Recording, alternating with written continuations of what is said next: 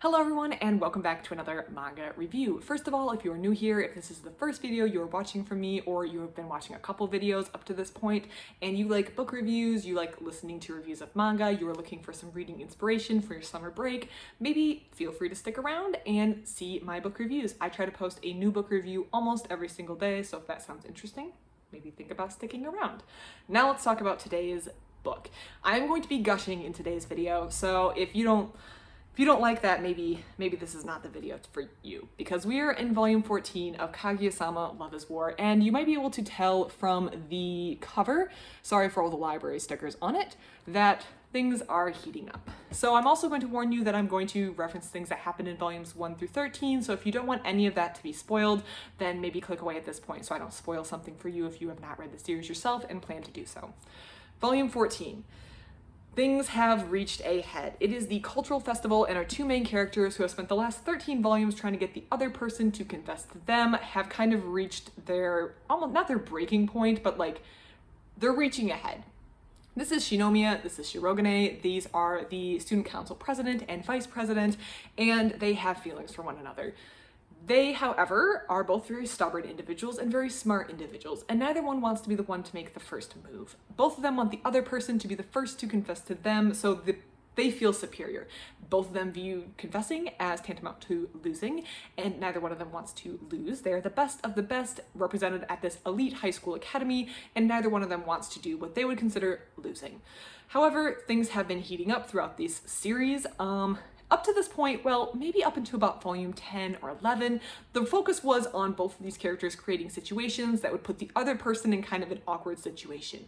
The other person might make a move or say something that would be almost considered a confession, but to avoid that, then the other person would worm their way out of it, and it was kind of a battle of the wits. When I first read this premise of the series online, I was honestly a little concerned. I didn't think there was going to be enough substance to carry my attention through 10 plus volumes, but I was very wrong. The series is very funny, and the author, who is Aka Akasaka, has done a very good job at creating very funny and unique situations that both characters put themselves in.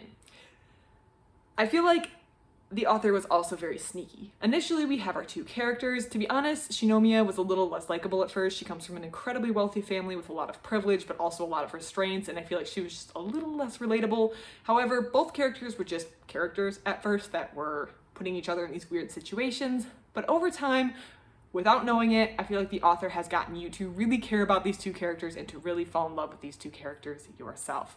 Then the author kind of threw us a curveball starting around volume 12. Well, maybe not quite a curveball because you probably saw it coming, but the focus shifted a little bit away from the comedy, although there were still comedic situations and humorous events, to the romance. And things, as maybe you can tell from the fact that both of them are holding hearts, and the background of this volume is just hearts galore, there's a lot of emphasis on romance in this book, or at least the first half of this book.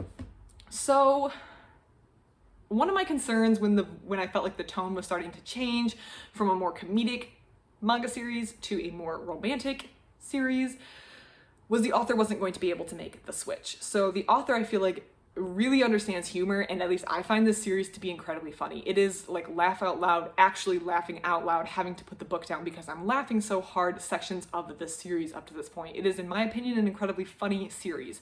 So when the tone started to switch to be a little bit more romantic, I was concerned that the author wasn't going to have the same strength of writing when it came to the romantic scenes, and they were going to fall a little bit flat, and I would have wished that the humor had continued for a little longer. I have to say my fears were unfounded. The author, Aka Akasaka, is incredibly talented and writes the romantic scenes and the romantic parts just as well as he or she, I guess I don't know which it is, writes the humorous section. So that is something you do not have to worry about. The reason there's a lot of tension between these two characters at the cultural festival is because Shirogane has at this point now also told Shinomiya that he will be studying abroad in Stanford. This means he's actually not going to do all of his third year at the elite academy. He's going to go to the United States in the fall. I guess the Japanese high school system doesn't align with the US college system. I know here in the United States we go to college in the early fall, usually late August, and we go through about the end of April. High school usually runs September through May, so a very similar system. Everything I know about the Japanese schooling system comes from manga, so I'm not exactly well read on that, but I guess the systems do not line up, or at least the elite academy in the fantasy world of Kaguya-sama Love is War does not line up. So Shirogane is actually not going to be doing the entire high school career with Shinomiya. He has about 10 months left before he will be going to the United States because he has been accepted by Stanford and he will be studying abroad. Shinomiya up to this point did not intend to leave Japan to do her higher academic studies, and she's feeling the pressure as well. The first thing I wanted to point out is how well, so yeah, it says story and art. So Aka Akasaka must be doing the art and the story, but I think on page 2, we already see the genius of this come through because we have this scene. So volume 13 ends with Shirogane telling Shinomiya that he will be going to the United States, he's studying abroad, and this is all sinking in. And page 2, we get this expression from Shinomiya right here. And I feel like this sums up the face that you make when you're trying to be really happy for someone when you are actually devastated by the news personally, but you can't say you're devastated by the news personally because what the person has done is a huge accomplishment. Shirogane has gotten into Stanford, a highly competitive university here in the United States. Lots of people who want to go to that university from the US don't make it. It is highly competitive. So Shinomiya can't come out and say like, don't do that, don't go, you can't do that, because it is a huge accomplishment. However, she's personally crushed. She's put 2 and 2 together. She knows she's not going to be able to finish out her high school career with Shirogane, and she is devastated. And I feel like the art on that page just really brings out when you're trying to be happy and like, oh, that's so excited, that's so exciting, I'm so happy for you, but internally you want to cry and have a little bit of a breakdown. So the art was really, really good. The characters we're falling for, we're excited for the confession. If it comes, will it come? Who knows? We're excited to see the characters finally confront their feelings for one another. The cultural festival is coming to a close. And overall, I feel like the series maintains the humor while also taking a very romantic turn. And the author does it so well that I was in love with this whole volume. I loved it. This is probably my favorite entry in the series thus far. This is so good. I loved volume 14. I do not have volume 15, so I cannot start on the next volume, but I'm very excited too. Now, halfway through this series, there is a tone change. And this manga series is very self-aware. It breaks the, what do they call it? Breaking the fourth wall? Not the third wall. The fourth wall, I think it is. Many times. Let me find it. The author is very self-aware that there's going to be a tone change. Because, and why can't I find it? The first half of this manga series is incredibly romantic. It feels more of, a romance. There's lots of emotions, there's lots of feelings. I was so happy reading it. And then the author gives you a nice warning. The romance has ended.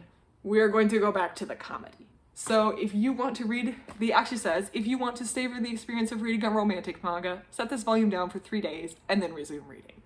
Which I actually took this warning. I went back and I reread the first half of this book again because I just wanted to savor the feeling of the romance because I just loved it so much. Then I took a deep breath, took a little break, only for like 2 or 3 minutes, and then resumed reading. And there is a tone shift. The second half of this book, we come off from this, I feel like we just came off a huge high on the romance and now we're going back into the comedy.